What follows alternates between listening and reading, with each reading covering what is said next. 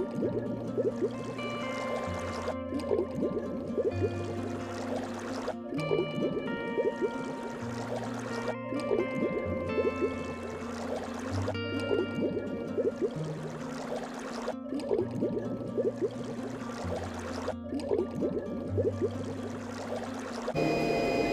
everyone and welcome back. Welcome to Garage Fish Keeper TV. This is your friend Nguso in Facebook, and if you just passed by and this is your first time to watch my video, please don't forget to subscribe or consider it, and click the button bell so we can notify you when the next upload video coming. And just now, sit down and relax and prepare your eyeballs, high up your volume, and we will gonna have a good content about the fish keeping hobby, cichlid hybrid, flower horn, vieja, and super red Texas. So after my first vlog, a lot of friends, family, member of our groups are asking me or message me on my Facebook that how to breed a hybrid or flower horn or red Texas or vieja. So it's just a basic thing that all of these fish is the same thing.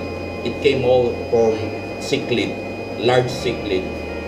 So I'm not gonna go too far about the cichlid or where is the origin of the hybrid. But the first thing you need to do when you want to have a good quality fish or offspring for your project, you need to choose the best pair that you will breed. So the expectation it will be there in the offspring that it will come. That's, I can say it's like 80%. Why 80%? Because after you breed this good fish, the offspring will not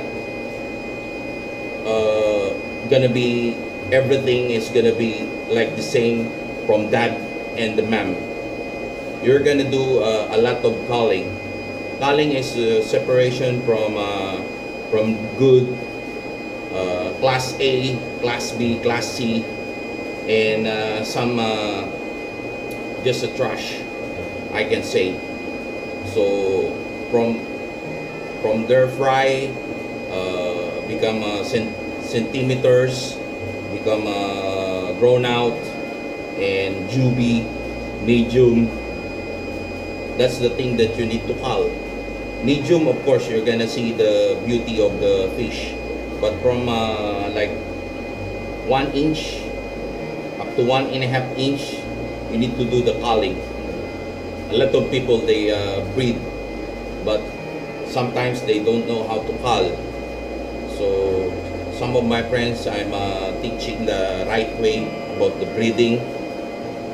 So when we do hobby on the fish keeping, the industry, all of the hobbyists will have a good reputation when you teach them a good thing.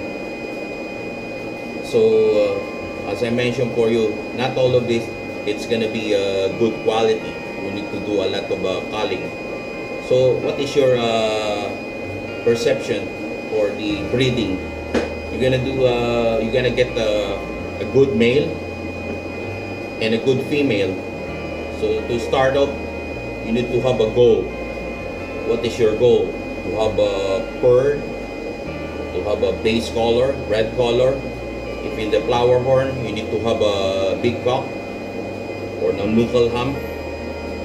So when you buy a fish, a breeder fish, you need to go to the reputable and well-known breeder, so you don't have any doubt that your project or your offspring of your breeding is gonna have a good quality.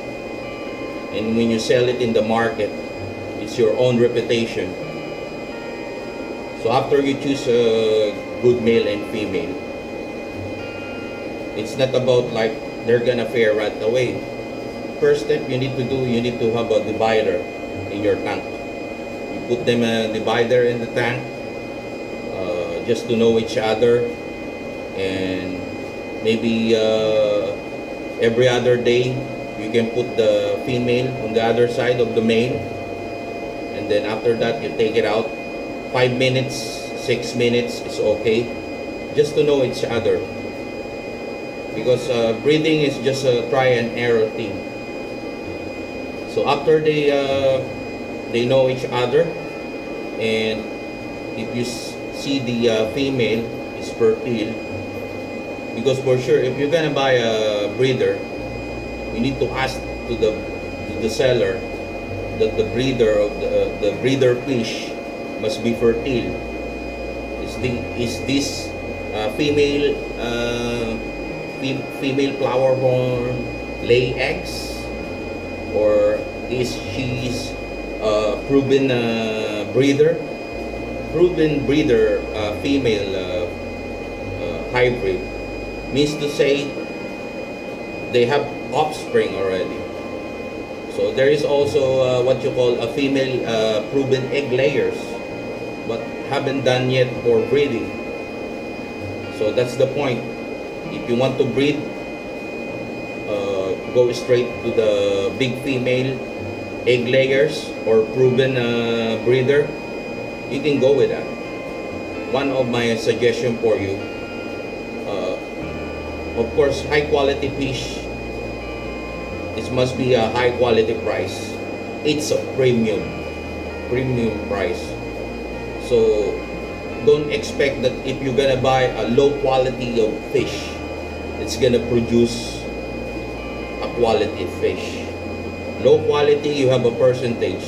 Otherwise, in their origin, you never know what's the origin are, because it's hybrid. But it's just a luck if you have a good quality of fish in unquality fish. If you have, it's a luck. Crossing my finger if you find some masterpiece on it. So if you have female already, so you're gonna buy a male. So the male, if you're gonna buy a breeder male, you need to ask the seller or the breeder. Maybe in overseas, if you're in the country, wherever part of the country, there's a lot of country that's selling of these hybrid fishes. So you need to ask for the seller if this is a proven breeder male. If you're gonna ask them, if you're gonna tell them that I want to buy a fish, and then you ask them a fish from what they're posting on the Facebook or in the YouTube, because it's a nice coloration, you can say it's a masterpiece, but you didn't tell to the breeder or the seller that you want to breed it. So don't expect that if you bought the fish that you bought it a fish that from outside of your country and give it to you, that you didn't tell to the breeder that you want to breed it someday. Don't expect that it's gonna breed, because most of the breeder, they don't sell fertile breeders unless if you have some condition, or you have a arrangement for what you're buying. They're gonna tell you if this is a breeder, this is a breeder. They're not gonna lie, because it's their own reputation. So after that, you have a pair of hybrid. You will see that the female, you will notice the female is not eating the food, the pellets, whatever you giving it to them, and you will notice that they have like a black coloration on their body. And sometimes you think that it's a stress, but it's not. If you're old-timer hobbyist, you know what I mean. You will see the tube. It's coming out, the eggs coming out over there. So you need to prepare something for the offspring, gonna be offspring, or the eggs or the fry, you need to have a preparation for that. And the time that they're good, they know each other, male and female, they breed together.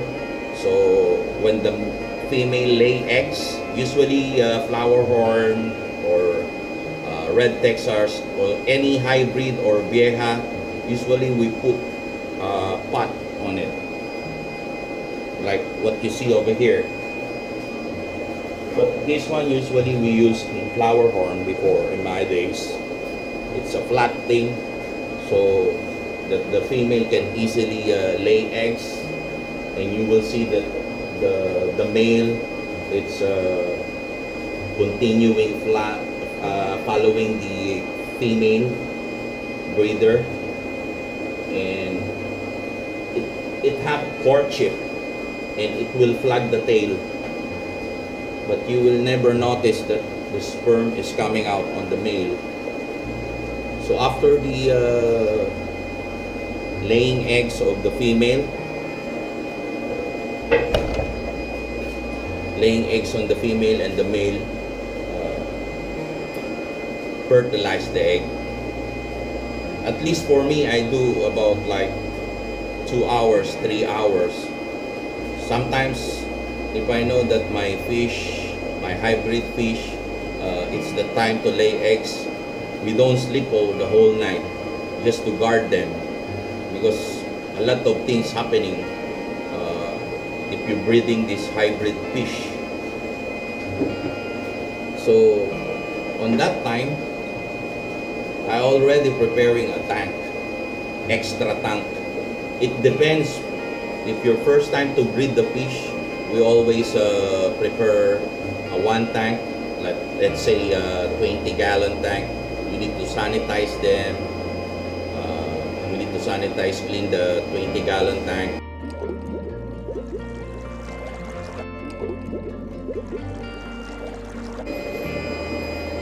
So that's one of the good thing material that you can use for breeding. When you check them, you can use a magnifying lens. You can see all the price when they're very small, if which one is wiggling, and some of them are not coming out on the egg. Sometimes I help them to come out. This one is very useful for them. If you're a breeder of egg layers. Also, when I mention for the feeding things, you have the bloodworms and everything. You can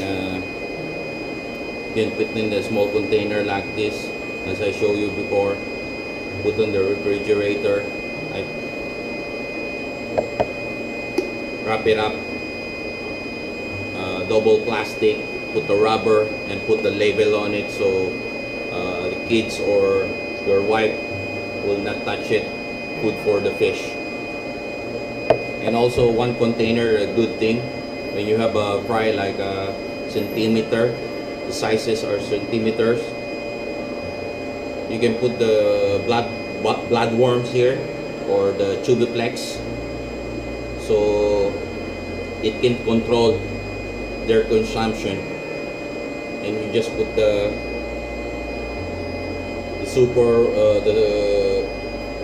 bloodworms and all this tubiplex. This one's a lot of in the pet store that you can buy. You just hang it in the tank, stick it like that, stick it out like that, okay, and put the bloodworms on it. One thing that I like to share you also, if you're a fish keeper, one of my materials that I've been using for a long time is the forceps.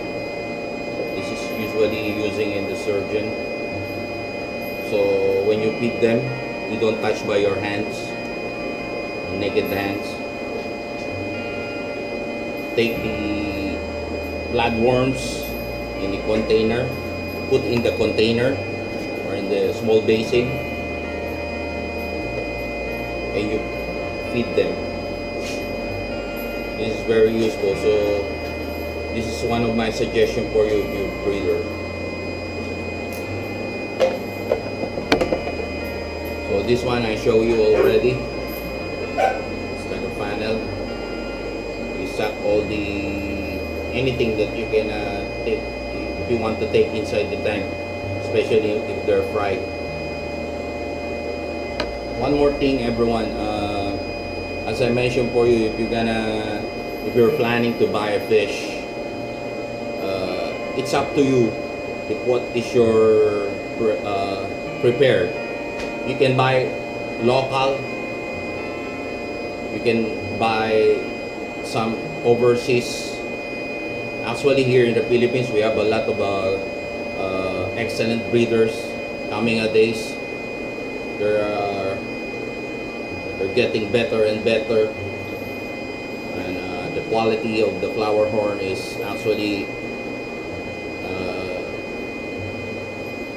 getting better than before. So before you planning to buy fish from overseas, like especially Thailand, you can check it out also the local breeders. That's what I can say. But one more thing, everyone. If you just pass by and this is your first time to watch my video, please consider to subscribe. Click the button bell so we can so they can notify you when my next upload coming. Okay.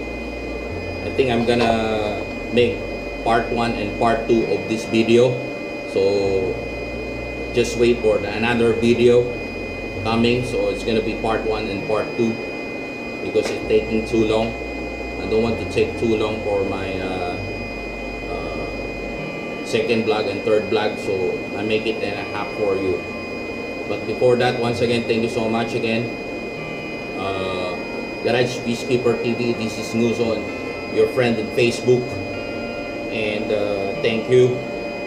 Special thanks for my group here in the Philippines, Super Red Texas Philippines First Class. And also my group on Flower Horn, which is Targaryen FH.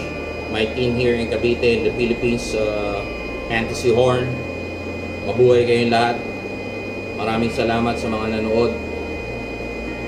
This is Nguso, your friend in Facebook, Garage Peacekeeper TV. Sign out.